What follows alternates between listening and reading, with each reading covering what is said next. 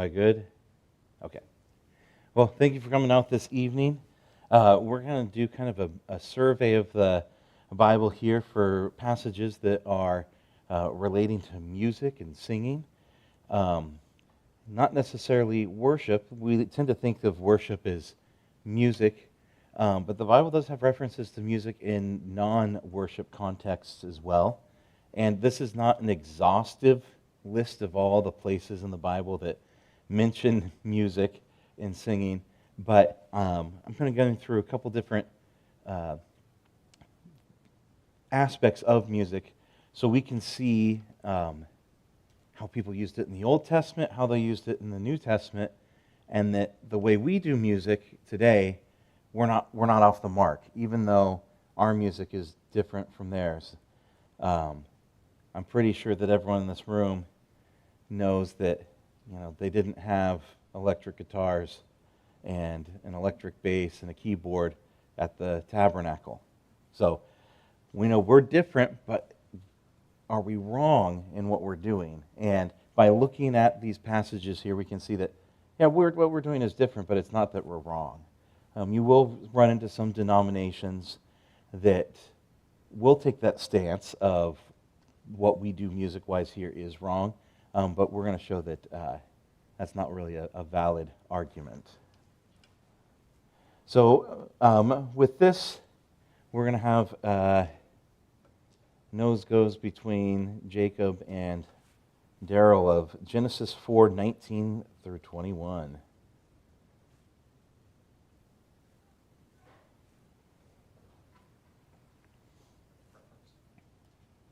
If you found it, go for it.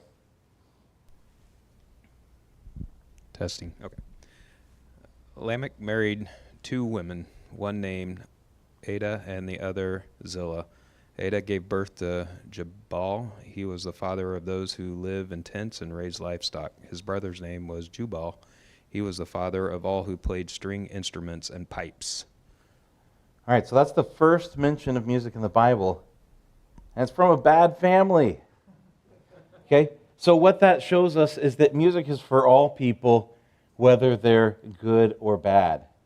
Okay? And I think in our world you've observed this as well, that both godly and ungodly people do use music.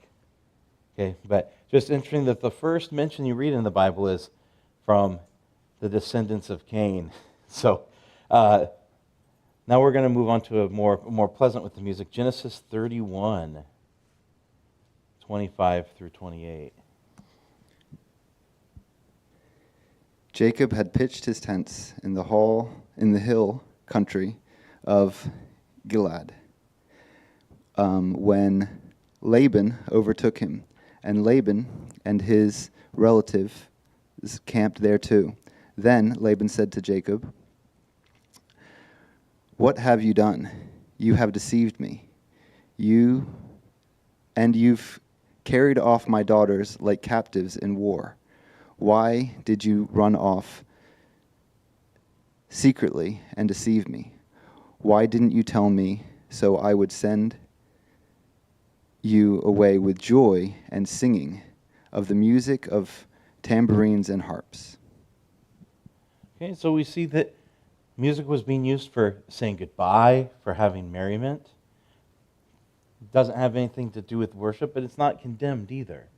So music could be used in ceremony like that of having a party. Hey, goodbye, we're going to miss you. Let's have a good night together. And then if someone can find Exodus 32, 17 through 20, and then you guys could pass the mics off to whoever's wanting to read that one.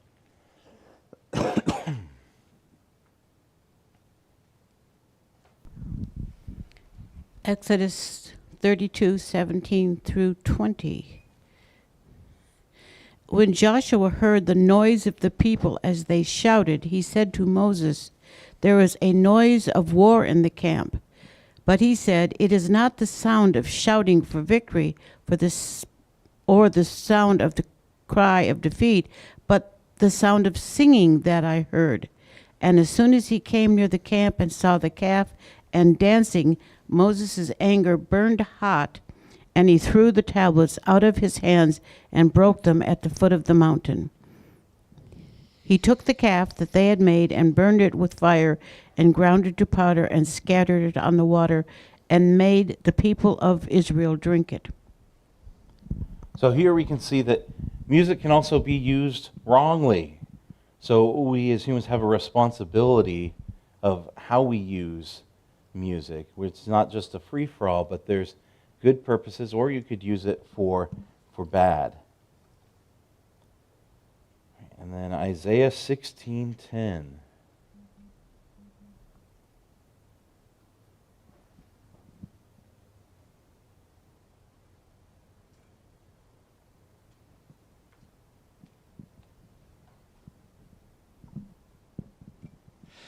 Joy and gladness are taken away from the orchards. No one sings or shouts in the vineyards. No one treads out wine at the presses. For I have put an end to the shouting. So there in Isaiah, it's talking about calamity coming. But we get a little bit of anthropology in there that while the Israelites would work in the vineyards, that they would be singing and doing music. And so we see in the Bible times that music was also used for work. Okay? If you've been on a construction site, you will see that they still use music when they work. All right? You've seen that boombox that has 12 different colors of paint on it and drywall mud and all that. So it's the same thing. We're really all not that much different from ancient Israel in how we use music here. All right, and then with 1 Samuel 16, verse 23.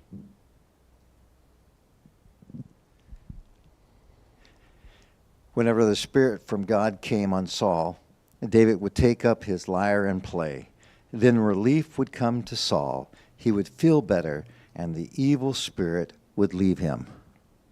So here we see that music is mood altering. This is something that other cultures have discovered as well, that particular types of music can change how you are feeling. So if you're feeling depressed and you go listen to some emo music, you're probably going to still be depressed. Maybe more so. But if you're wanting to feel happy, you put on some happy music, and before you know it, you're smiling and singing along with it. And so that's just an example there that even the people that lived long ago, music would be used to alter their moods. I know mood altering is kind of a weird phrase that makes you think of drugs, but it's the case. Like if some Sundays you come and you're in a kind of a foul mood, right? Things weren't going right in the morning, but you actually start singing along with this uplifting music, and before you know it, hey, maybe I'm not a grouch after all. Now, 2 Chronicles, chapter 20, 27, 28.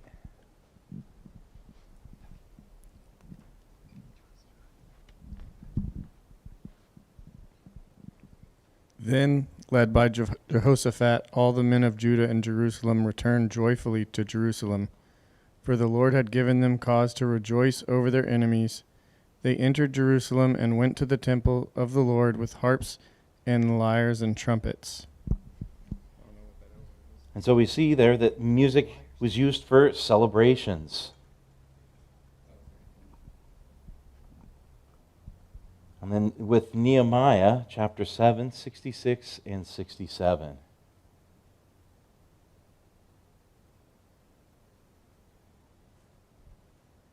And for some of these passages that have a lot of crazy names, it's okay if you say I'm wrong. Or even just say this guy and that guy. The whole company numbered 42,360, besides their 7,337 male and female slaves. And they also had 245 male and female singers. So what we see is that music was used by Israelites, both men and women. Okay, it wasn't just for the men, and it wasn't just for the women, but both groups were used. Okay, and then 2 Chronicles 25.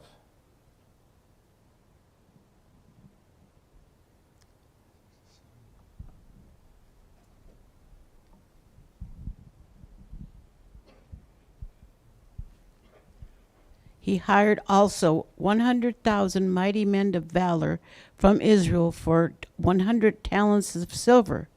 But a man of God came to him and said, O king, do not let the army of Israel go with you, for the Lord is not with Israel, with all the Ephraimites.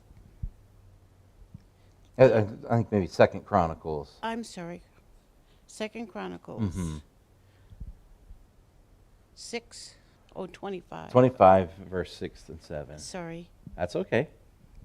Second Chronicles 25. That's what it is. That Oh, is- then I might have typed a wrong number then. Okay.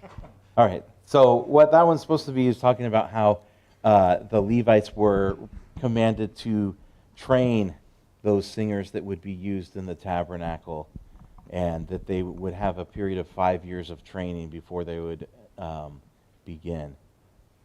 Okay. So with that, it's showing that it wasn't just people went out on a lark and, well, I'm going to go to the temple and I'm going to sing in the temple grounds.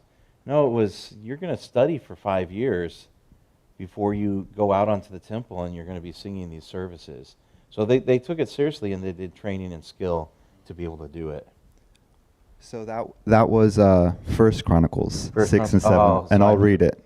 Okay. All these men were under the supervision of their father from the music of the temple of the Lord, with cymbals, lyres, harps, for the ministry of the house of the Lord. Aptha. You can skip over the names. That's Okay, not the we're important under the part. supervision of the king, along with their relatives, all of them trained and skilled, all of them trained and skilled in music of the Lord. They were numbered 288. And then Psalm 98.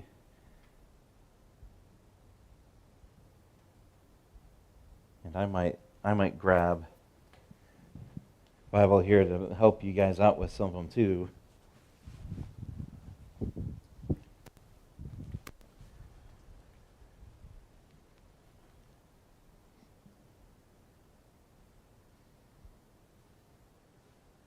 All right, so here's Psalm 98.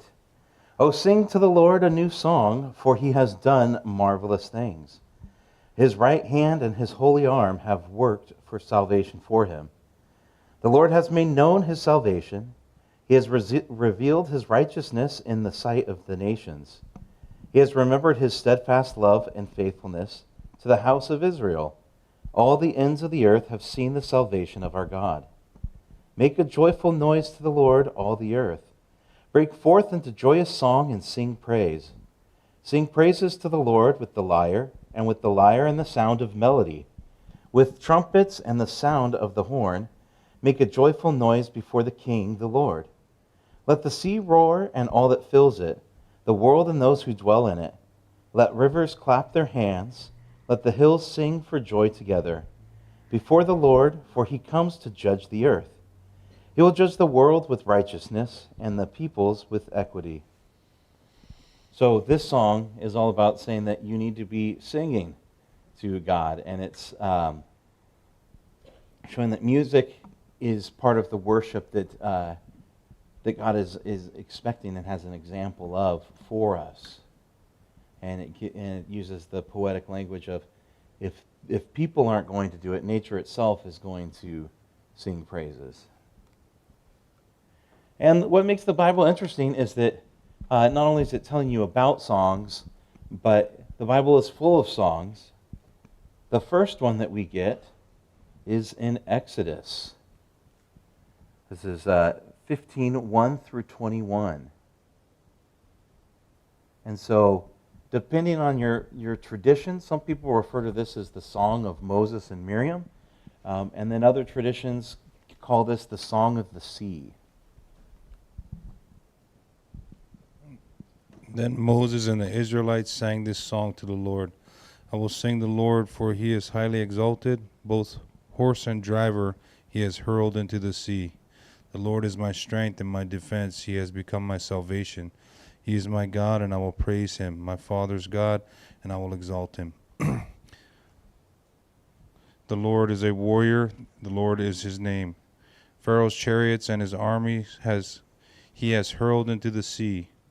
The best of Pharaoh's officers are drowned in the Red Sea. The deep waters have covered them, they sank into the depths like a stone. Your right hand, Lord, was majestic in power. Your right hand, Lord, shattered the enemy. In greatness of your majesty, you threw down those who opposed you. You unleashed your burning anger. It consumed them like stubble. By the blast of your nostrils, the waters piled up. The surging waters stood up like a wall. The deep waters congealed in the heart of the sea. The enemy boasted, I will pursue, I will overtake them, I will divide the spoils. I will gorge myself on them.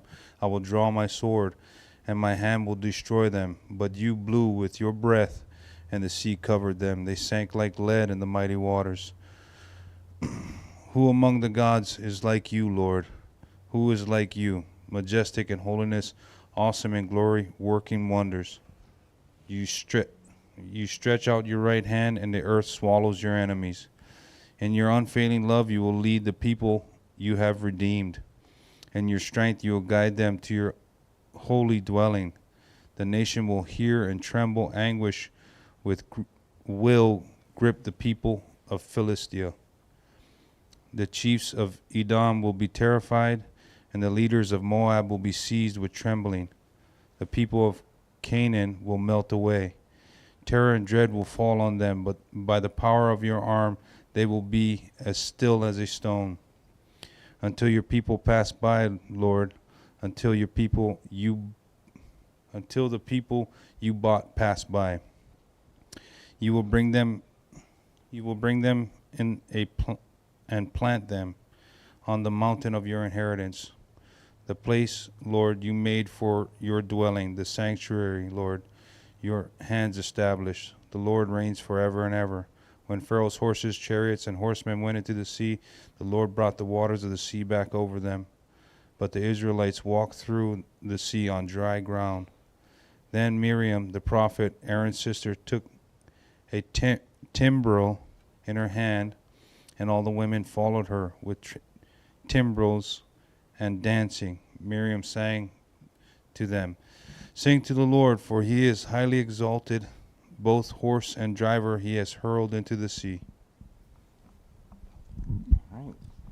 And so what we see with this song, this is the first full recorded song that you have in the Bible, is it's showing about the great nature of God, and then also remembering the things that he's done for his people. And you also see, for example, as this first song is that everybody participated with it. You had Miriam then take the women out, and they were kind of singing like a chorus type of deal with it. Yes. Some of these, like this, for example, has been set to a melody. It goes like this. I will sing unto the Lord, for he has triumphed gloriously. The horse and rider fell into the sea. And we may have sung that before, not realizing that that's not an original song to us. No. God's word. Yeah. Well, the verse is a little long on that. Yeah, that kind of chorus we sing is more of the abbreviated version there. And then we have the longest song, which we're not going to read. No. This is the longest by Hebrew word count. And what makes this song interesting is that it's an acrostic. So each section starts with each subsequent letter of the alphabet. And so this is just showing that the Psalms and other songs that we have in the Bible have great artistry and skill behind it. They're not always a simple refrain. Sometimes they're quite in depth, and so this is something you can look at on your own. Is Psalm 119, and a lot of English Bible translations will put the Hebrew character as like a chapter heading for each section of the song, so you can see. But if you were doing it in the original Hebrew, each section would start with each letter of the alphabet. So, I'm sorry, Dean, can you repeat that? Yeah, so with Psalm 119, Okay. each section of the song starts with a letter of the Hebrew alphabet. Yeah, in order. And so, letter of the beginning of each word.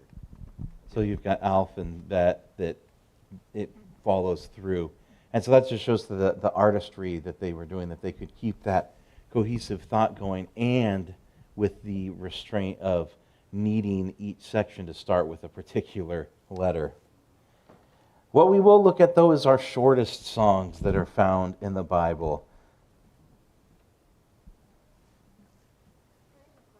Mm-hmm. How do we know Psalm 119 was a song? I know it's poetry. How do we know it's put in music? Because all the ones that were collected together in the book of Psalms were ones that people had sung. And so as generations passed, it was just accepted that this book, this collection, these are all melodies. Yeah, the whole book of Psalms, each one of them would have had its own music. And we'll talk some more about that, of how that worked. But they would when they had the temple, they would have a different song they would do each day, and that was part of that training that the people would do, would be to learn those particular songs. Yeah. All right, looks like Zach's ready for one of them there. The priests then withdrew from the holy place. All the priests who were there had consecrated themselves regardless of their divisions. All the Levites who were musicians, those guys and their sons and relatives, stood on the east side of the altar, dressed in fine linen, playing cymbals, harps, and lyres. They were accompanied by 120 priests sounding trumpets. The trumpeters and singers joined in unison as one voice to give praise and thanks to the Lord. Accompanied by trumpets, cymbals, and other instruments, they raised their voices in praise to the Lord and sang, "He is good, his love endures forever." Then the temple of the Lord was filled with a cloud, and the priests could not perform their service because of the cloud, for the glory of the Lord filled the temple of God. And so they just sang a very short, simple song, and it was pleasing to the Lord. After consulting the people, Jehoshaphat anointed men to sing to the Lord and to praise him for the splendor of his holiness, as they went out at the head of the army, saying, "Give thanks to the Lord, for his love endures forever." Yes. What's the difference between a harp and a lyre? They're both stringed and you pluck them, but they're different number of strings and then the shape. So the harp is more of like a generic term, and a lyre is more specific. All right, so what did this music sound like? You're going to hate the answer because we don't know. So the Israelites, they didn't have a notation system like we do, where you can pick up the paper and can sing it or play it. We do know that they had some terms. So if you go through the book of Psalms, you'll see things like this, that it's a Sheminith or a Sigayath and a Gittith, and you go, oh, well, man, what does that mean? And you go to all the Bible resources, and they all just say, we don't know, it's probably a music term. And so there's different speculations. Some think that these different terms are explaining what vocal range should sing that song. Other people speculate that some of these are a form, like we've got different forms of song, like ternary and sonata and things like that. Some people speculate that, but no one actually knows what some of these words are. And you can read them in the book of Psalms. You'll see them there in the headings before the song starts. These ones I pulled off, this is just like skimming through like the first 5 songs out of the book of Psalms. You get these different words here. There's a whole bunch of them, and every Bible dictionary will say, we don't know, it's probably a music term. So we really don't know what their music sounded like. We know that they used both voices alone and voices with instruments. We saw that in the different passages that we read. Question is, did they do harmony? So in the verse that Zach read, it said that everyone in unison sang together. But we don't really have any specific passages that say that people sang in harmony. But I tend to think that they probably did do harmony, just because if you've got people being trained professionally for music and they're singing these things, there's bound to be people that are going to experiment. And you see that with later in Western music, that's sort of how more things grew. And then also, people have different voice types. Even if it's just an all-men's chorus, you've got some people with lower voices and some with higher, some people in the middle. And so I think just naturally they would have done some sort of harmony. And because they're playing with instruments, they could hear how different notes could play against each other.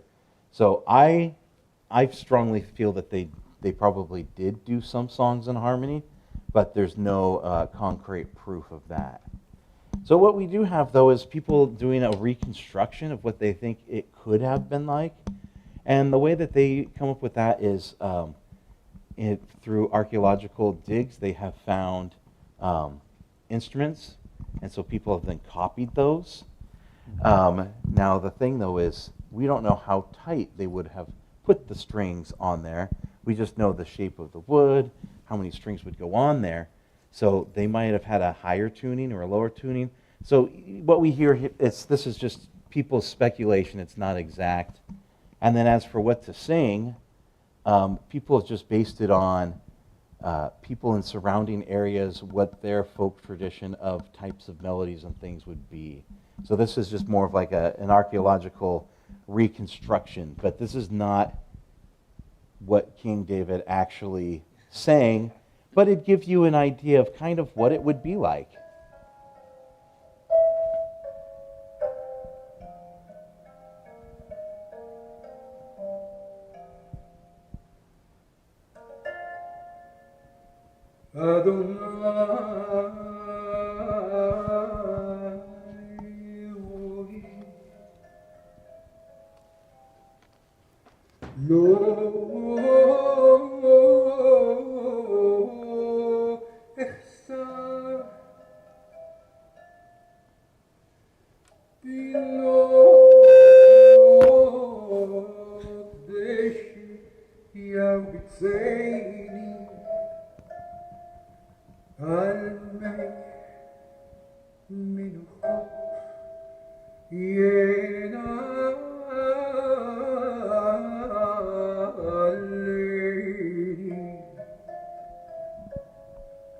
And I'm going to cut us short so that we can get through everything. But that's sort of what people speculate of what it could have been like based on reconstructing instruments that they've found, and then what people today in surrounding areas have kind of held as like, this is our oldest folk style of music.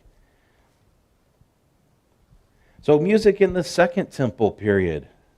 Oops, wrong direction. There we go. So with the Second Temple, the focus is still on the voice.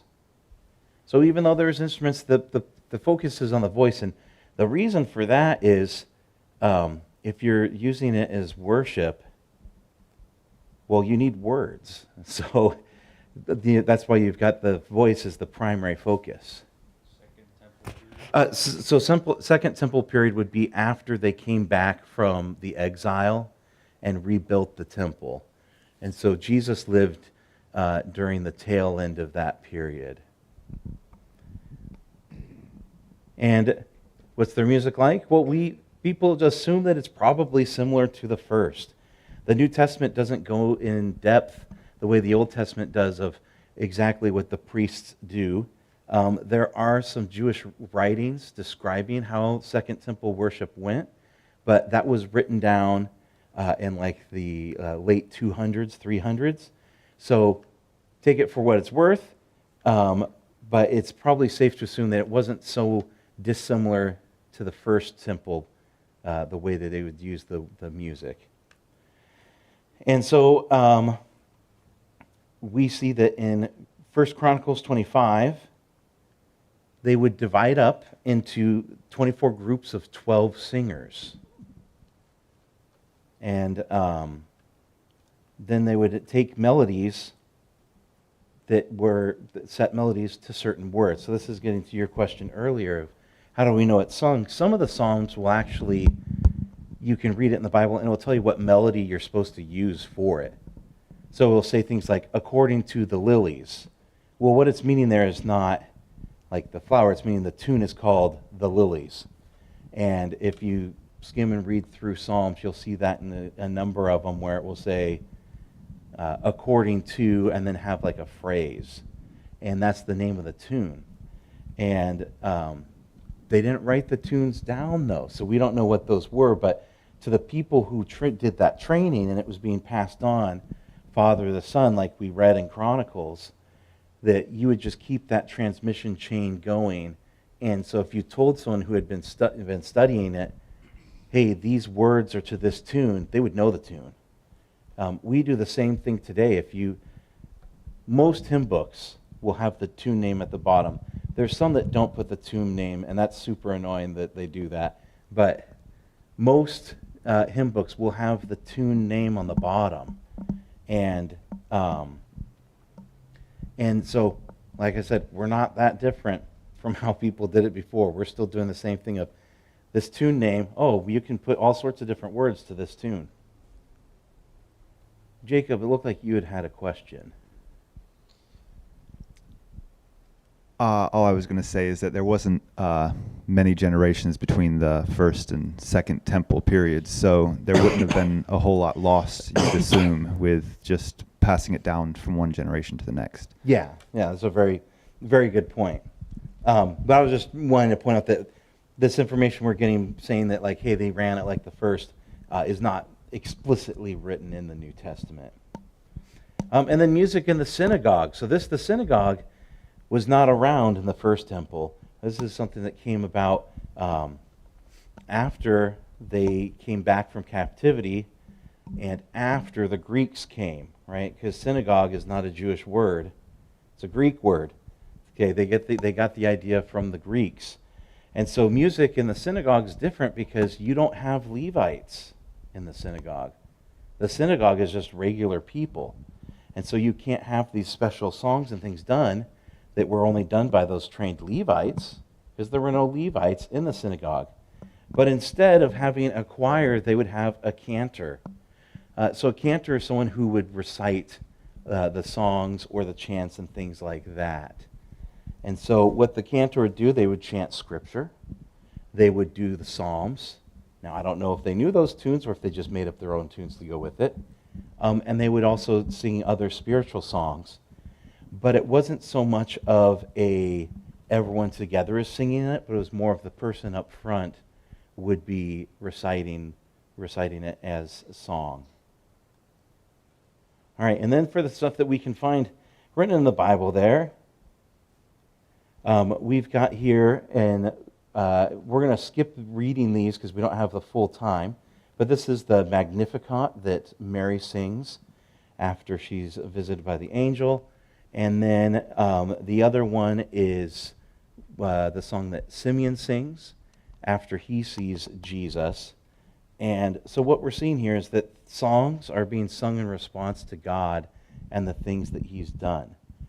And they were important enough that the gospel writers included that in there. So just like we had the Miriam and Moses song / Song of the Sea, whatever title you want to give it, these ones are here that songs included in the New Testament. So Magnificat, that's just the Latin for the first word in that song.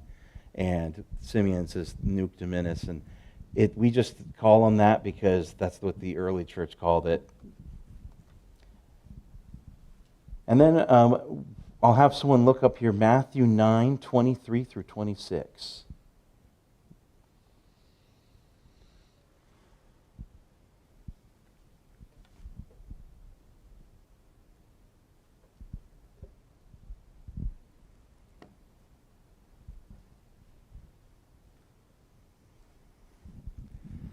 Matthew 9:23 through 26.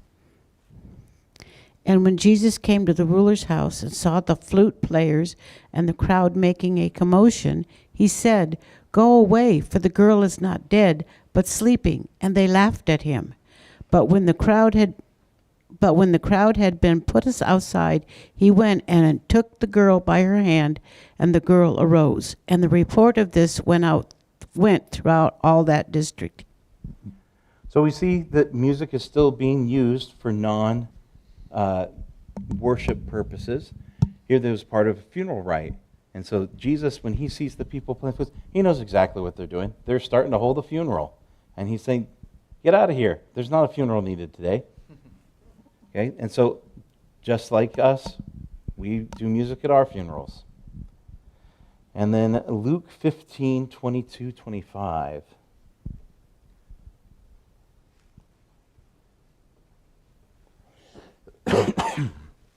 And this is from a parable Jesus is teaching. But the father said to his servants, "Quick, bring the best robe and put it on him. Put a ring on his finger and sandals on his feet. Bring the fattened calf and kill it. Let's have a feast and celebrate. For the son of mine was dead and is alive again. He was lost and is found." So they began to celebrate. Meanwhile, the older son was in the field. When he came near the house, he heard music and dancing. Again, we see music used as celebration. And in this parable, Jesus is saying he's not using this and saying you shouldn't be using music this way. He's showing that something good has happened, and then there's this celebration response. And part of that celebration is using music.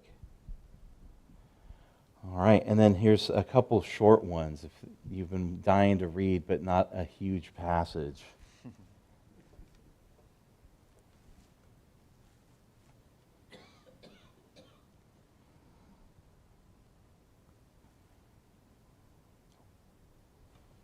All right, I'll get the Mark one if someone gets Matthew.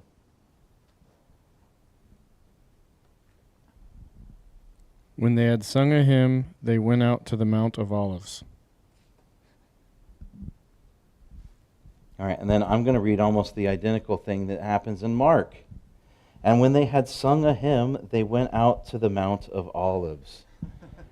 Okay, so what this is showing is that hymns were used during Passover, but Passover was not a holiday you celebrated in the temple. Passover was a holiday that you celebrated with family and close friends. So this is showing that as part of worship to God, you are still using music. So you don't have to be in church to sing worship songs to God. Amen. And the other thing that you see with this is the they, who's included in the they? Jesus was. So in the Bible we see that Jesus sang. So if singing is something that our Lord and Savior does, we should probably do it as well. That should be on the recruiting poster for choir. And Acts 16:22 and through 25. Before we move to Acts, that passage there, the Hillel was from the Psalms, and so typically Psalm 113 through 18 would have been what would be part of what singing the hymn was about. So part of the Jewish tradition helps us understand that if we want to know, well, what did Jesus sing? Well, we'll just go back to the Psalms. Yeah, and on the cross too, Jesus quotes the Psalms as well. So when he says, my God, why have you forsaken me?" He's actually quoting Psalm 23 there. So Jesus knew the Psalms. So then in Acts 16, this is the crowd joined in attacking them, and the magistrates tore the garments off of them and gave orders to beat them with rods. And when they had inflicted many blows upon them, they threw them into prison, ordering the jailer to keep them safely. And having received this order, he put them in the inner prison and fastened their feet in the stocks. Okay, so Paul and Silas here are not feeling great. They're having a bad day. They're in the worst place in the prison you could be after being beaten. And what do? About midnight, Paul and Silas were praying and singing hymns to God, and the prisoners were listening to them. Okay? And so what we see here is that praying and singing are linked together. We tend to kind of think of it as separate, right? Oh, we've got prayer time, we have worship time. Well, prayer is part of worship, right? And so we see here in Acts that the early Christians didn't really see a huge distinction really between praying and singing. They were kind of went hand in hand together. They weren't two separate acts that we tend to compartmentalize in our society. And 1 Corinthians 14:26. I'll read that one real quick here.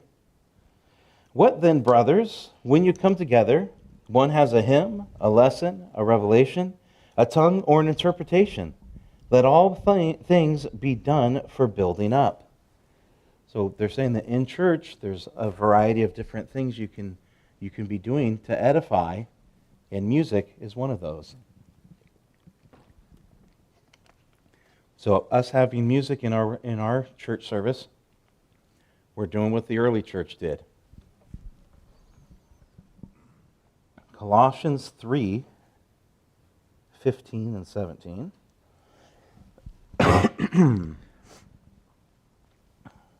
Let the peace of Christ rule in your hearts, since as members of one body you were called to peace, and be thankful.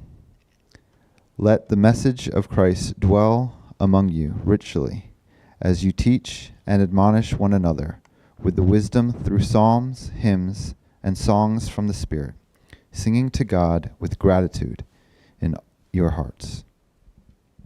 So the church uses music to teach. If you go downstairs on a Wednesday, what are they doing with the kids down there? They're singing songs, and those songs are teaching them different aspects of God. And you come on Sunday, we're doing the same thing in the adult service. So the songs, they're not just praises to God, but we also have songs that are to teach us.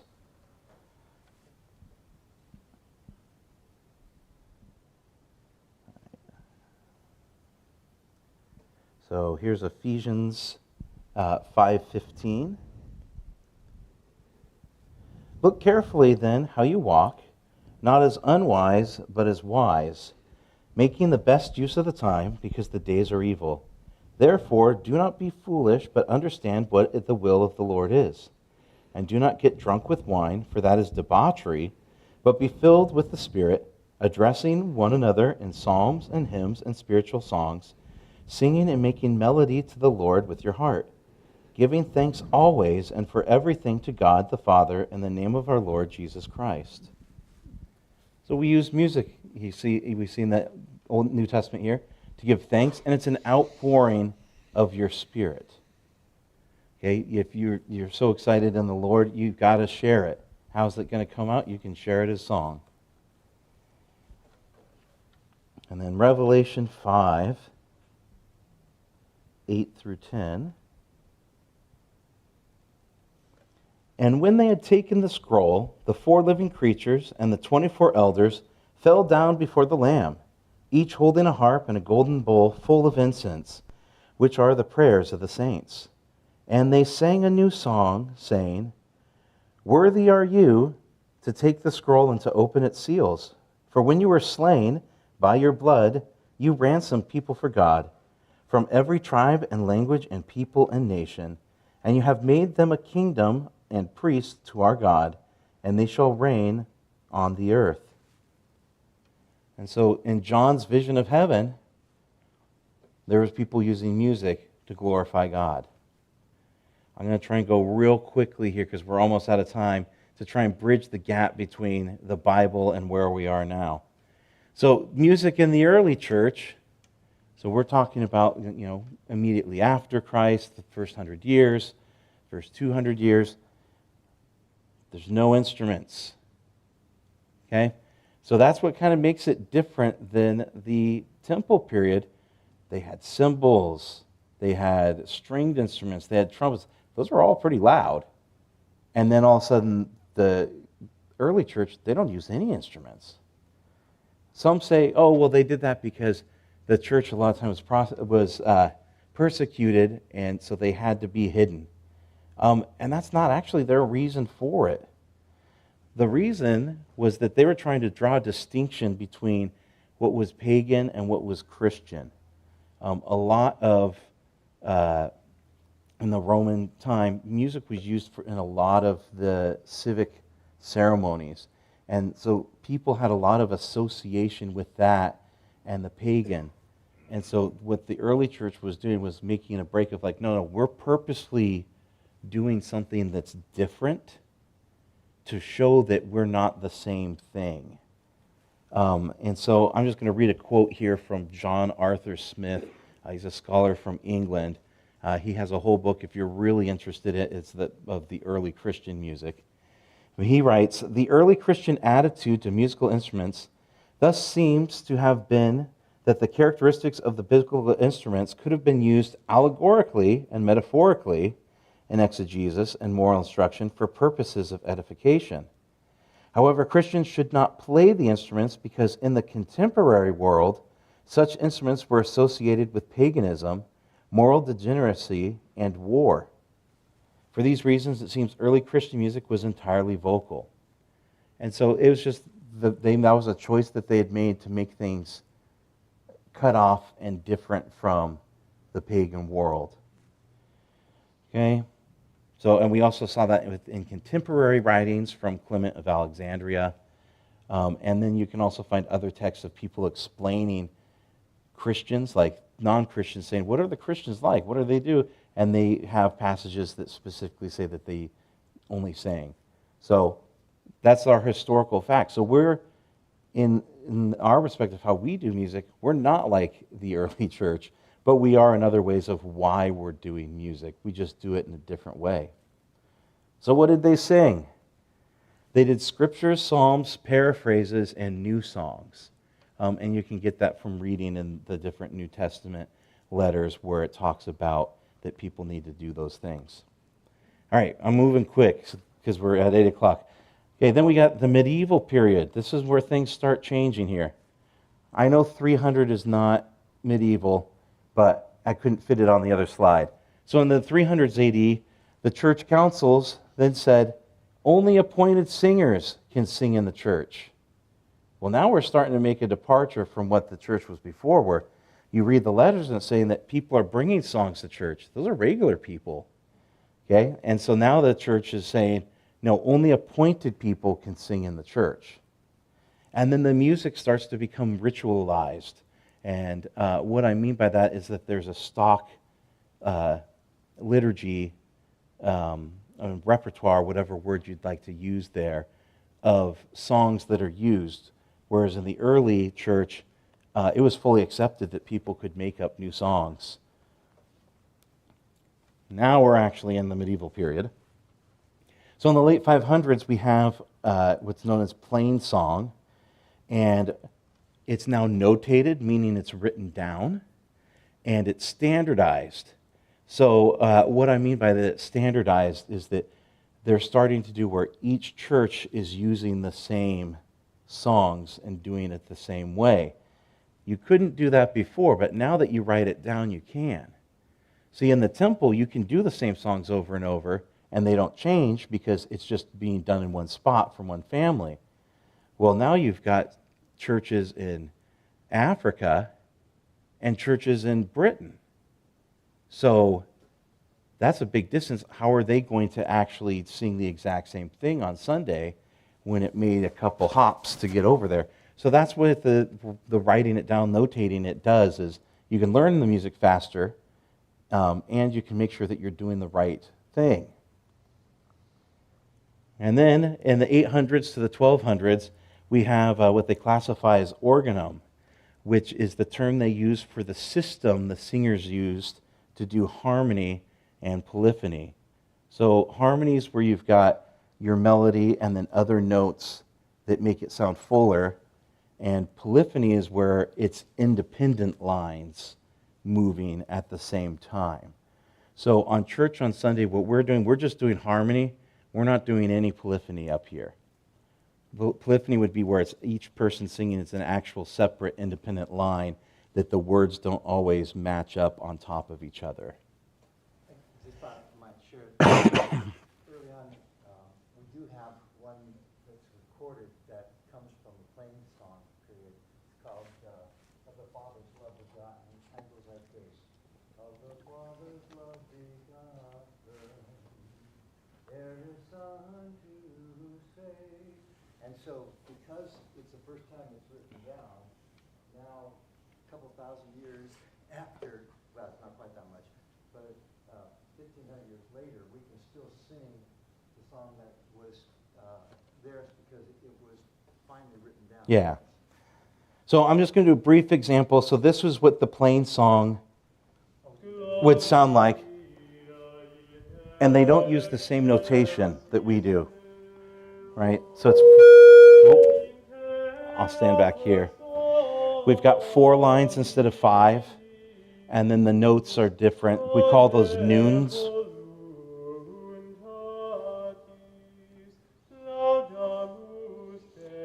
And so they would have books that had all those songs in there, and the symbols would tell the singer to go up or down or to do different flourishes. This is now the example of the organum. They would not have written it. This is modern day notation. They do that so that college students can study it and actually read it, because it's not worth teaching people how to read the noons, because no one is going to actually really be performing that music if you're doing a university degree in, like, let's say, trumpet, right? So you have to learn history, but they put it in the modern notation. So that was our first step, where it's just a single line. Now this is where you've got the beginnings of polyphony going.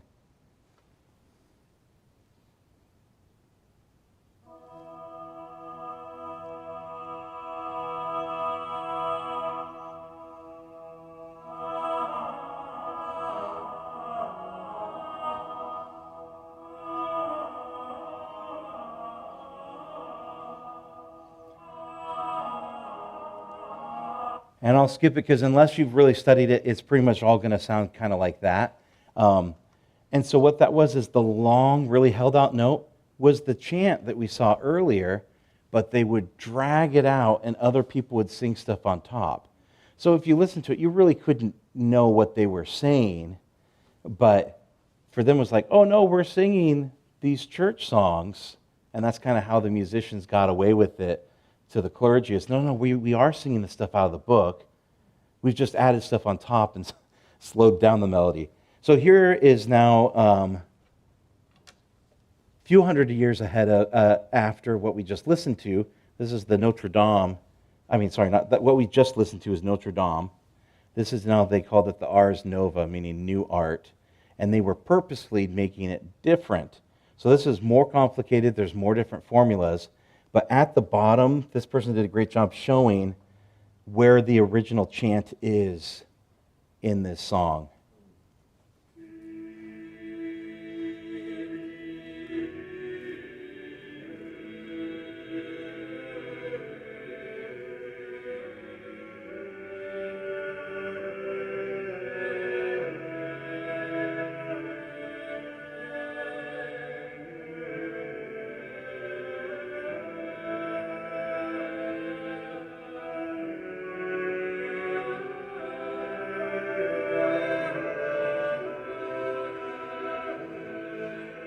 And so all those different lines, there was different formulas and rules that you would follow to be able to have the music. And so for us, it kind of, if you're not accustomed to it, it seems strange.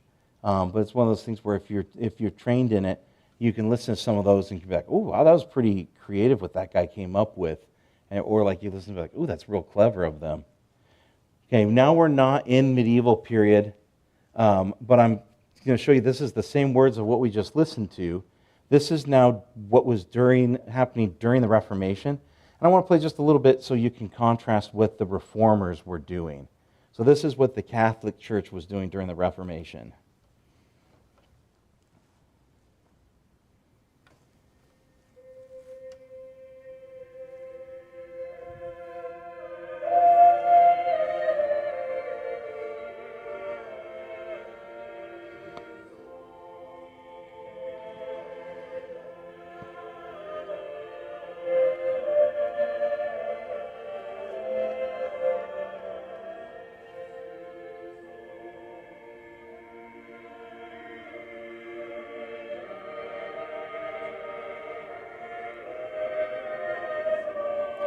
And I'll stop there. With that kind of music, they don't really, it doesn't have phrases that everyone ends at until like the whole text of that song is done. But I wanted you to hear that so you can see that the Protestant reformers, when they had their approach to music, there was a very purposeful reason for why theirs is so different. So what you saw there, to sing that, people today sing it. It's done in universities. People love the music. I like singing that stuff. It's going to be really hard to do that on a Sunday morning. Okay, so the range in some of the parts are high. There's different things moving from other people. That one was 8 parts going on rather than what we use is 4 here. And so what the Protestant church did when they had split from the Catholic Church was, we're going to get everybody involved in the singing. It's not just going to be the trained people at the front that we're going to listen to. Everybody is going to sing. And instead of just using the set text that by that time in the Catholic Church was, there was no text in that period of 1500s on and stuff. No one was making new texts. So what you had is what you got. People would do new music, but it was the same words. So the Protestants would use things that were theologically rich in their own language, and they'd use it to teach. And then eventually it would move to being in 4-part harmony. And the reason for that, you can sing where your voice fits. Okay? So not everyone's a tenor, and they don't want to sing high. Some people want to sing lower. Not everyone's a soprano, they want to sing alto. And so that was a purposeful thing to do those different voice parts so that everybody could participate in what's comfortable for them. And then what's made it different from the Catholic Church is they would use some familiar tunes. And they would actually take popular songs and give them Christian words, which today, kind of like most Christians, if you tell them, hey, let's take this pop song on the radio and change the words to make it Christian, would go, ugh, I'm actually going to side with the early church here and not do instruments, right? So, but that's what they did to help teach people these songs. Hey, you already know this tune? Good. Well, we're going to have you singing about God instead. So that was sort of the view of the reformers. And so I'm going to do a brief example here of Martin Luther's first hymn that he wrote. The image up here is a facsimile of the book that was made. And you'll see that it's now 5 lines notation like we do, but the note heads are not quite the same. You still got about 70, 80 years until the notes start to look like what we're familiar with. And it's now, instead of Latin, German. Nun freut euch, liebe Christen mein, und lasst uns fröhlich springen, dass wir getrost und allhinein mit Lust und Liebe singen. And so then, about 100 years later, you have people like Bach that, hey, we do this song in church, let's dress it up. So he's got that same tune, but now he's got it harmonized, and people could sing whatever part they want, or you could play it as an organ prelude, play the whole thing, and then the congregation can join you in singing.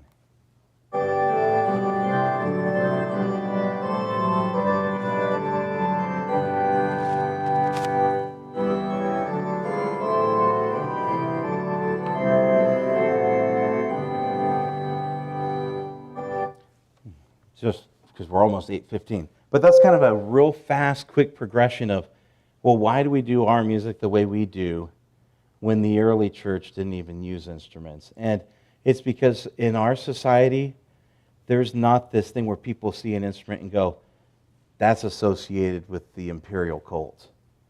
Right? Now, there are some forms of music that some people don't want to have in church because they associate, oh, well, that style of music is associated with people talking about murder, talking about drugs, and they'll shy away from using that style, but they won't necessarily say, well, we're not going to have an electric guitar. And so, in some respects, we are like the early church, where we will shy away from bad associations, but we're also not like them in that we're okay with using instruments, and part of the justification that the church came to, the Protestant church, of using instruments is, well, you did that in the temple, and God approved of it. And aren't we the new Israel? We're grafted in. So that was their argument. So that's why today we've got all these different instruments when in 100 AD they just sang a cappella. So I know I went real quick there at the end, but I wanted to get that in. I didn't want to leave you hanging of, okay, well, what happened from singing in the prison cell to today? Any thoughts, questions before we take off there? I have two questions. One is there any evidence of the Israelites, maybe first temple period or even second, where it's kind of liturgical in its way of like how they're going through in different festivals, like the story of the Exodus and bringing the people back to like retelling the story of their bringing into the promised land, like where there's different songs on different. I know when they were coming. Yeah, so I get what you're asking there. Yeah, so they did have a liturgical calendar that they would use, and it'd be certain songs on certain days. And so in the temple, they would have a psalm of the day that they would sing there, but then they would also have other ones throughout the day based on the calendar. And in that respect, it's kind of like the Catholic and Orthodox Church, well, and some Lutherans, where, all right, this week it's these things. So the Israelites did do that, and that was part of their groups of 12, as they would rotate through, like, who had duty that day, who had duty for whatever particular holiday. But they did have like a set rotation that they ended up settling into. We kind of tell stories with our worship as well, reliving like what he did for us and coming through like how he's a way maker and stuff. There's a lot of imagery. But my second question, not as serious, is when did the smoke machine start? Well, it depends what you mean by smoke machines. They use incense in the Catholic Church. I did not look into when they started doing incense there, but they used the incense in the temple. In the same way as megachurches? Not quite, but there is a church in Spain that they've got a giant censer that they swing very wildly that creates a big amount of smoke, and it's kind of become a tourist attraction now.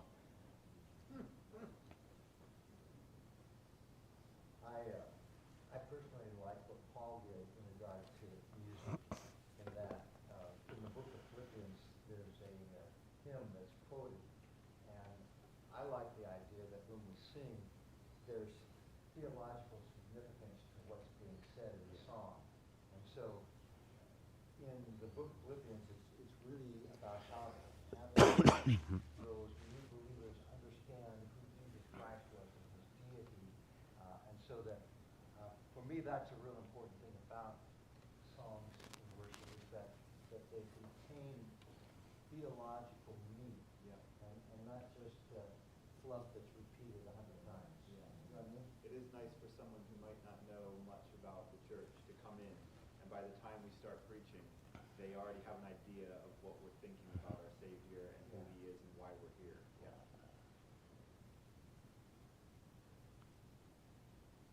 But if you guys want any more in depth of how the music works, I can give you some book titles if you really want to dig in. But yeah, some of the stuff that I spent like 15 seconds on, you could spend a few weeks on a college course with that. So we kind of breezed through it, but the importance I was trying to show you is that the church music became more and more complex just for its own sake and entertainment, and it no longer was fulfilling the reason why you were doing music in the church.